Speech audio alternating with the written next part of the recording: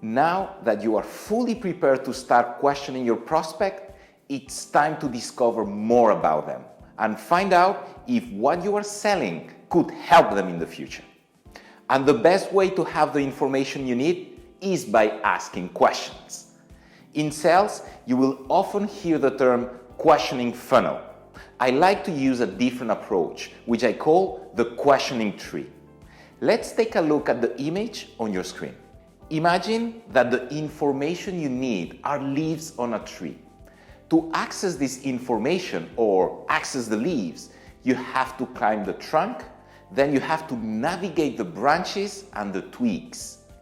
One important thing is that you don't know in advance what leaves will give you the best information, and also that the most useful information may not be in only one branch.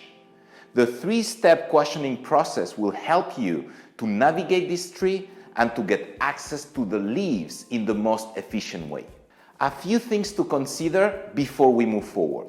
Some of you may say, why don't we ask just the prospect exactly what we want to ask them, so we don't waste time? Well, if we come back to the tree, simply asking directly what we want, it's like shaking the whole tree and waiting for the leaves to fall down on the floor. If the tree could talk, I'm not sure that they wouldn't like that approach.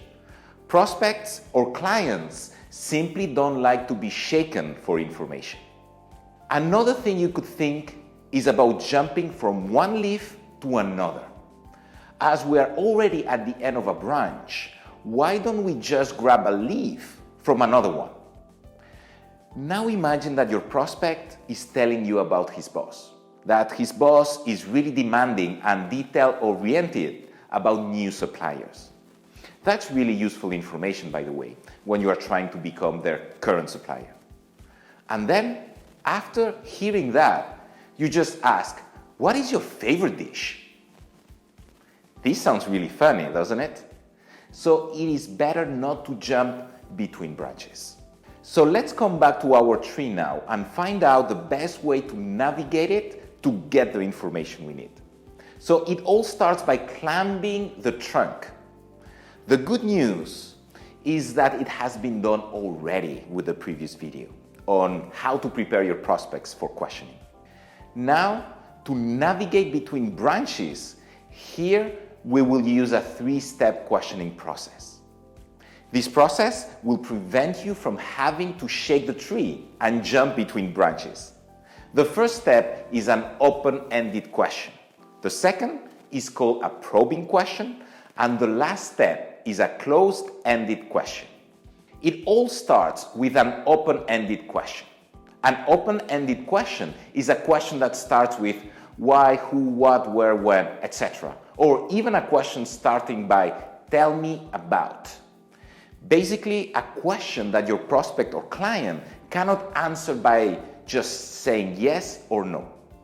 An example of an open-ended question could be, what are the current challenges that you are facing with your supply chain at the moment? Or when was the last time you upgraded your security system? Or maybe, what kind of car are you looking for?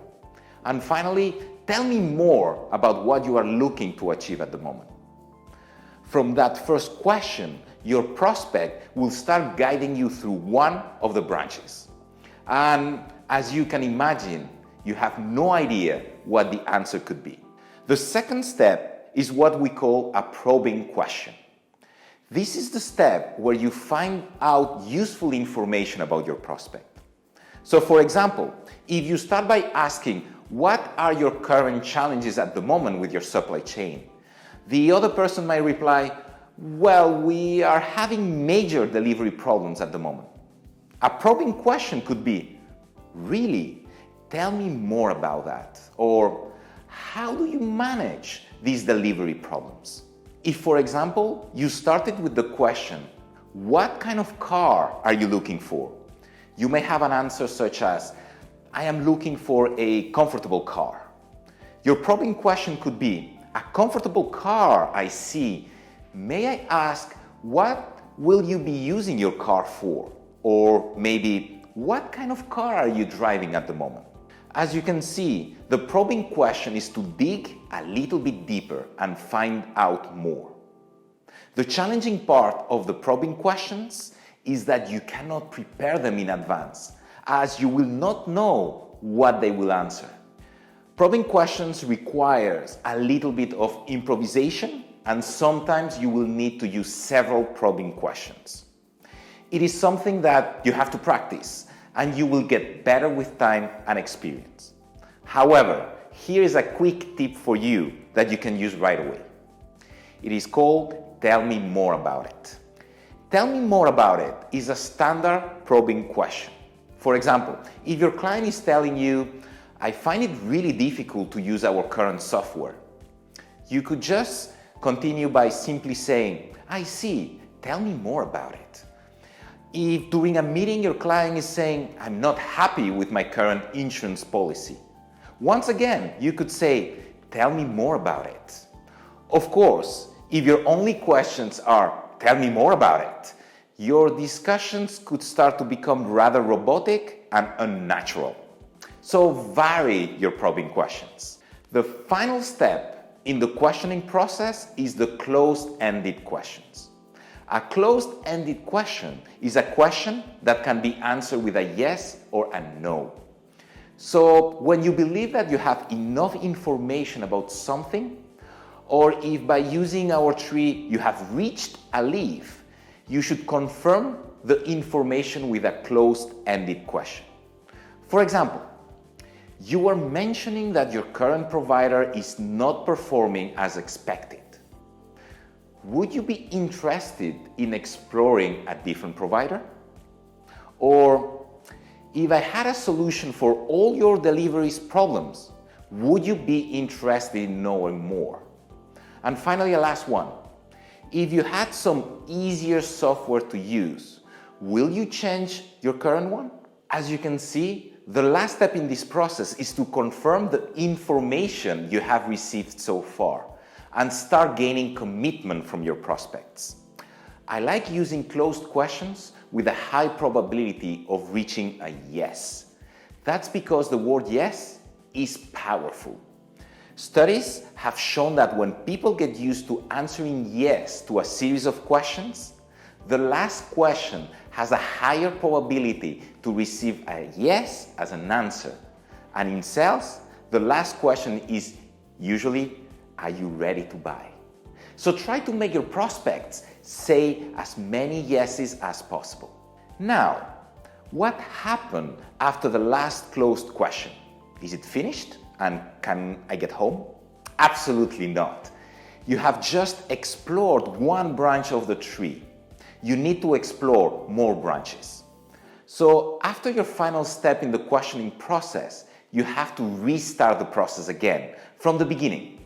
In other words, a new open-ended question. A little bit like going back to the tree trunk and moving to another section of the tree. For example, you could restart the process by asking, I now understand your delivery problems that you are facing. Besides these issues, what other challenges are you facing? Another example, you mentioned that you believe you are paying too much for your current insurance policy. In an ideal situation, what other things would you like to improve or change in it?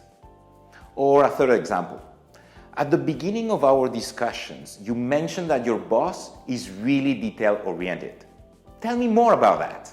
As you can see, we are now exploring another branch of the tree, and you are getting additional information about your prospect.